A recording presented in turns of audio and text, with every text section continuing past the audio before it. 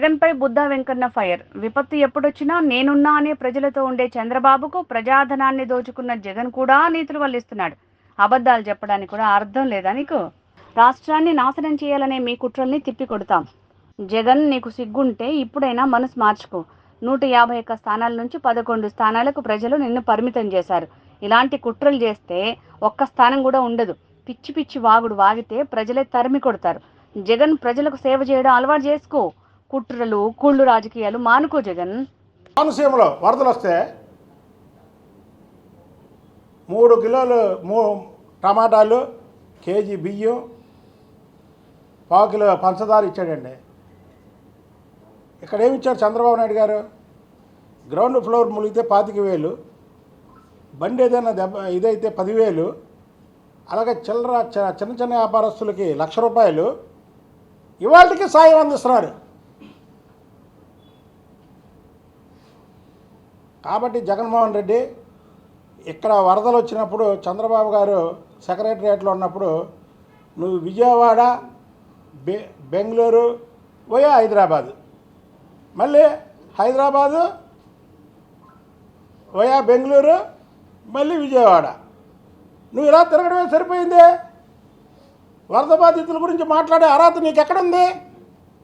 చంద్రబాబు నాయుడు గారు ప్రతిపక్షంలో ఉన్న వరద బాధితులను ఆదుకుంటాడు. ఇక్కడ కాదు. ఆయన ఉమ్మడి రాష్ట్రం ప్రతిపక్షంలో ఉన్నప్పుడు వరుసలో విపత్తు వస్తే అక్కడ పాల్గొన్నాడు. ఇక్కడి నుంచి తెలుగుదేశం పార్టీ అనేక వస్తువుల రూపంలో అక్కడ పంపించాడు. మీరు ఈ రాష్ట్రానికి ముఖ్యమంత్రి చేసి ఇక్కడ 5 ఏళ్ళు పదవి అనుభవించి ఇక్కడ ప్రజాధనాన్ని దోచుకొని ఆఖరికి 1 కోటి రూపాయలు ఇస్తారని ఆ 1 కోటి రూపాయలు కూడా దిగమింగినట్టు, నీ 1 కోటి రూపాయలు నువ్వే దిగమింగినటువంటి జగన్మోహన్ రెడ్డి నువ్వే చంద్రబాబు నాయుడు గారిని మాట్లాడేది. అసలు జగన్మోహన్ రెడ్డి సినిమాకి సెన్సార్ బోర్డు ఉన్నట్టు జగన్మోహన్ రెడ్డి పార్టీకి కూడా సెన్సార్ కట్టింగులు పెట్టాలి. ఎందుకంటే వీళ్ళు ఇష్టం వచ్చినట్టు మాట్లాడుతున్నారు. అరే అబద్ధాలు చెప్పడానికి కూడా ఉండాలి కదా. 10 రోజులు నిజాయితీగా అక్కడ పనిచేసినటువంటి వ్యక్తి మీద కూడా మీరు బురద జల్లుతున్నారంటే ఇక మిమ్మల్ని ఉపేక్షించేది ఉండదు. ఇలాంటి తప్పుడు మీరేదన్నా ఉంటే నిజాలు ఉంటే ప్రూఫ్లతో రండి. అంతేకాని ఇలాంటి బురద జల్లే కార్యక్రమం తాడేపల్లి ప్యాలెస్లోంచి రాసిస్తే మీరు చెప్పడం అనేది అనైతికం.